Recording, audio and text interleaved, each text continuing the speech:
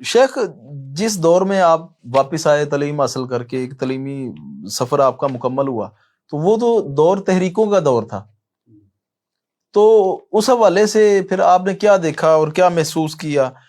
اب جو یہ دور تو اب خیر تحریکیں تو تقریباً ساری وہ ختم ہو گئی ہیں، ہر دور کی اپنی اپنی ایک ریکوائرمنٹس ہوتی ہیں، تو اس دور کو اگر اس دور کے ساتھ موازنہ کریں تو آپ کیا دیکھتے ہیں؟ خیر کا پہلو کس دور میں غالب تھا؟ دیکھیں تحریکیں جو ان کے اپنی اپنی سوچ ہوتی ہے تو اس میں خیر بھی ہوتی ہے، شر بھی ہوتی ہے. شر خیر کے بغیر نہیں چل سکتی. آپ کا ایک دوست ہمیشہ چٹکیاں کاٹتا تو رکھو گے اس کو، ساتھ سموسے بھی کھلائے اور ساتھ چٹکی بھی کاٹے تو چلو چل جائے گا. صحیح. تو جو خیر کے بغیر کوئی شر نہیں چل سکتی. تو ہر تحریک میں کوئی خیر ضرور ہوگی. دیکھنا یہ کہ زیادہ کیا ہے اور شر کتنی زیادہ ہے اس میں. تو مدینہ میں بہت عجیب فضا تھی ان زمانے میں کہ جناب جو حکومت کی اندھی حمایت کرتا ہے وہ تو سلفی ہے، اور جو مخالفت کرتا ہے وہ اخوانی ہے، اور جو تھوڑی بہت بات کرتا ہے وہ سروری ہے. اچھا، سروری یہ یہ نئی اصطلاح محمد بن سرور زین العابدین نام کا ایک سعودی برطانیہ میں بیٹھا ہے، وہاں سے کچھ مجلے اخبار نکالتا ہے اور وہ اپوز کرتا ہے حکومت کو. اچھا. تو مطلب بہت ڈیبیٹ رہتا تھا استادوں میں بھی، طالب علموں میں بھی، یہ کیا ہے یہ کیا ہے. آئے روز یہ قرارداد پاس ہوتی تھی کہ آج یہ سلفی نہیں رہا ہے. اچھا. ہاں، آج کے بعد یہ سلفی نہیں رہا ہے. صحیح. تو میں دبئی گیا تو وہاں ایک شیخ تھے، وہ ہمارے پاس بھی آئے تھے، تو میں نے تعارف کروایا تو انہوں نے کہا جی ہاں لیکن تم تو سروری ہو. آپ کو کہا؟ ہاں.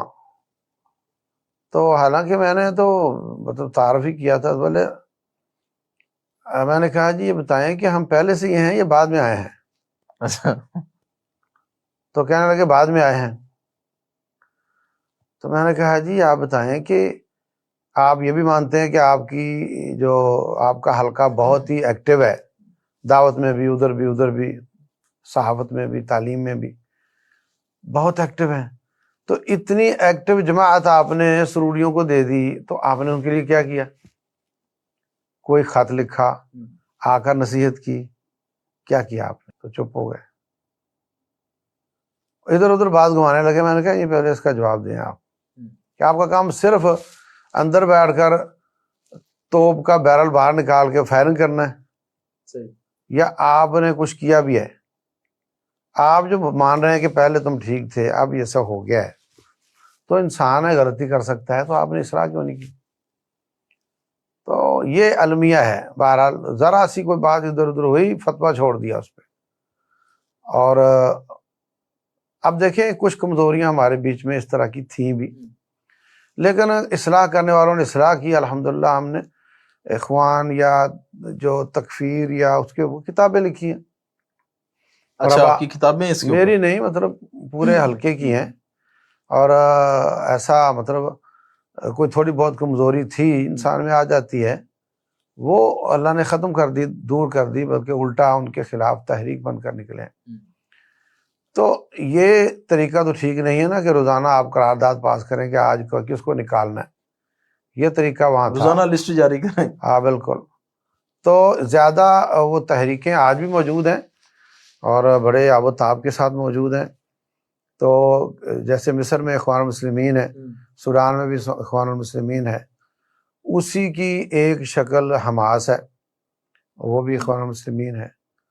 اسی نظریات کے حامل تھے مودودی صاحب اور ان کے پیروکار، اور جو بھی ہیں وہ سارے اسی سوچ کے ہیں. جماعت اسلامی وغیرہ؟ ہاں بالکل ٹوٹل. اور افغانستان میں حزب اسلامی ہے. کون سی؟ حزب اسلامی، وہ بھی موجود ہے. وہ مطلب حکمت یار صاحب کی جو جماعت ہے. تو یہ ایک سوچ ہے، اس میں ہر طرح کے لوگ ہیں، اہل حدیث بھی اس میں گئے ہوئے ہیں، بریلوی دیوبندی بھی گئے ہوئے ہیں. تو ان کی ایک سوچ ہے حکومتوں کو اپوز کرنا، اور یہ سوچ کے جب تک حکومت نہیں مل جاتی اس وقت تک ہم ٹھیک طریقے سے کام نہیں کر پائیں گے دعوت کا. تو اچھا، یہ وہ حکومت مانگتے ہیں یا خلافت کے؟ وہ مطلب نام تو مختلف ہیں، کسی کا کوئی مدعات بالکل ایک ہی ہے نا، کہ وہ سمجھتے ہیں کہ یہ حکمران ہی بیچ میں رکاوٹ بن جاتے ہیں. تو اگر یہ حاصل ہو جائے گی تو ہم ٹھیک طریقے سے دعوت کے کام کو عام کر سکتے ہیں، جو کہ مودودی رحمہ اللہ کا بھی وہ ہے۔ تو یہ سوچ عربوں میں اخوان کہلاتی ہے۔ شیخ ابھی بات وہ آگے نکل جائے گی، حماس کے حوالے سے کچھ لوگوں کا موقف ہے، ابھی تو سوشل میڈیا ہے نا، تو کوئی بھی ایک بندہ شدنی چھوڑتا ہے تو وہ پھر آگے پھیل جاتی ہے، تو اس کے حوالے سے کچھ لوگ کہہ رہے ہیں کہ حماس شیعہ تنظیم ہے۔ نہیں، یہ پہلے دن سے ہی جو اخوان المسلمین ہیں ان کے روابط جو ایران سے بہت اچھے ہیں، حتیٰ کہ صدر مرسی صاحب جی پہلی وزٹ ان کی ایران کی تھی، تو ان کے آپس میں پاکستان میں بھی آپ کو کبھی بھی ایک دوسرے کے خلاف بولتے آپ ان کو نہیں دیکھیں گے، تو ان کی اچھی کوآرڈینیشن ہے ان کے ساتھ۔ اور دیکھو جی، یہ تو نیکی کی بات ہے، ایک یہودی کے خلاف جہاد کرنا ہے، اس میں ہم اپنے اختلافات لے کر تو نہیں بیٹھیں گے نا، تو جو بھی ان کا تعاون کرے وہ تو اس کو سلوٹ کریں گے، اس کو اچھا کہیں گے۔ تو یہ لوگ تعاون کر رہے ہیں ان کا، اور وہ ان کا شکریہ ادا کر رہے ہیں، اور جو ان کے علاوہ لوگ تعاون کر رہے ہیں وہ بھی ان کا بھی وہ شکریہ ادا کر رہے ہیں۔ صحیح۔ تو جتنا قدر ان کو کوآرڈینیشن ملتی ہے اتنا قدر اس کو اچھا کہتے ہیں، لیکن بہرحال وہ ایک اخوان تحریک ہے، اور وہ ایسی جیسے ہمارے یہاں جماعت اسلامی ہے، یعنی کہ سنی تحریک ہے۔ مطلب آپ جانتے ہیں کہ کیا ان کے خلاف کوئی پاکستان میں ایسی سوچ ہے کسی جماعت کی، جماعت اسلامی کے خلاف؟ تو مطلب کوئی بھی جماعت ان کو بلوا بھی لیتی ہے، کوئی بھی جماعت ان کے بلائیں پہ پہنچ بھی جاتی ہے، تو اسی طریقے سے وہ وہاں پر ہے۔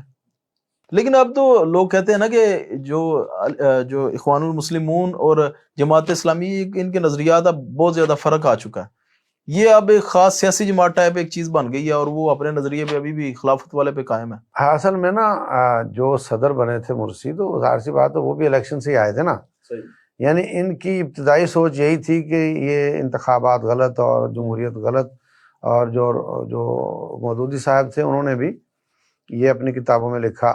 صحیح۔ اور بعد میں پھر ان کا یہ فیصلہ ہوا کہ نہیں یار، کب تک انتظار کریں گے، وہ کام تو ہو نہیں سک رہا، تو جو اس وقت پاسبل ہے کہ انتخابات کے ذریعے ہی کچھ کر لیا جائے تو وہ تو کریں نا۔ تو جیسے انہوں نے یہ سٹیپ لیا تو ڈاکٹر اسرار رحمۃ اللہ علیہ، یا جو امین حسن اصلاحی رحمۃ اللہ علیہ، یا دوسرے تیسرے، وہ ان کو چھوڑ گئے، یہی وجہ بنی تھی۔ تو اسی طریقے سے وہاں بھی یہ سوچ آئی کہ یار وہ تو کام ابھی لمبا لگ رہا ہے، تو چلو الیکشن کے لیے کچھ کرتے، مطلب راستہ انہوں نے علیحدہ کیا، منزل ایک کی۔ تو نہیں، دونوں کی سوچ ڈائیورٹ ہوئی ہے نا، دونوں کی سوچ۔ اخوان نے بھی وہاں پر یہ کام کیا ہے، الیکشن لڑے ہیں، جیتے ہیں، اور ان کا صدر بن گیا تھا، تو اسی طرح یہ بھی الیکشن میں یہ نہیں زیادہ کامیاب ہو سکے، لیکن بہرحال یہ تو انہوں نے بھی اپنی سوچ ڈائیورٹ کی ہے۔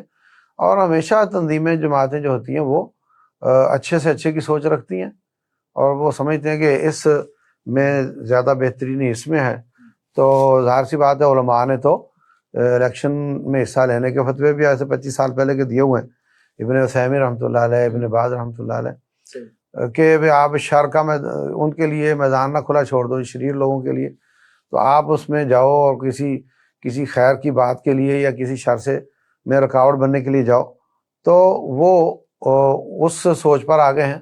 تو یہ کوئی ایسی بات نہیں ہے کہ انہوں نے یو ٹرن لے لیا ہو، ایسا نہیں ہے۔